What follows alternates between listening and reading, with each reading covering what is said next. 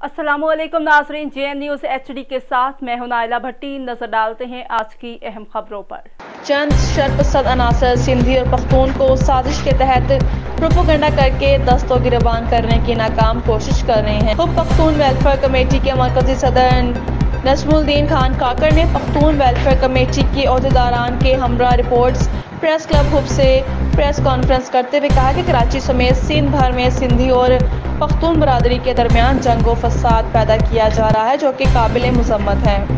Social media पर दिखाया गया है कि कराची समेत सिंध के मुख्तलिफ इलाकों में पख्तूनों के तजारती मराकज़ बंद कराए जा रहे हैं, जिससे सिंधी और पख्तूनों के दरमियान नफरत पैदा होगी। चंद शरपसंद अनासर सिंधी और पख्तूनों को लड़ाने की साजिश कर रहे हैं, जिससे दो अक़वाम में संगीन हालात पैदा हो सकते हैं। शरपसंद अनासर ने सोशल मीडिया पर वीडियो चलाया जिसमें वाज़िया तौर पर देखा जा सकता है कि वो पख्तूनों के दुकान होटलों को बंद करवा रहे हैं, मगर अफसोस अब तक सिंध हुकूमत की जानिब से इस संगीन मसाइल पर कोई आईनी रद्द-ए-अमल जारी ना हो सका।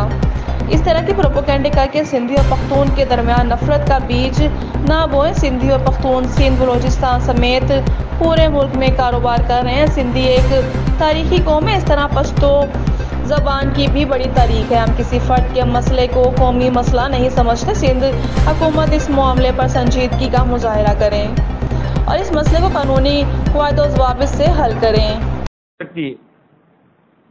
मैं हुकूमत सिंध से खुसूसन इस वक्त पाकिस्तान पीपल पार्टी की हुकूमत है, वहाँ पर आसिफ अली जरदारी साहब और उनके बेटे बिलावल भुट्टो जरदारी साहब से बहसियत पख्तून वेलफेयर कमेटी के जनरल सेक्रेटरी और पूरी काबीना ये बताना चाहता हूँ कि खुदारा हमारे सब्र के पैमाने अगर लबरेज होंगे, अल्लाह ना करे कि एक बार फिर सिंध के हालात ख़राब हो जाए।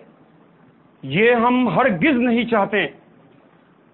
हमारे पख्तून बरादरी पाकिस्तान के जिस कोने में भी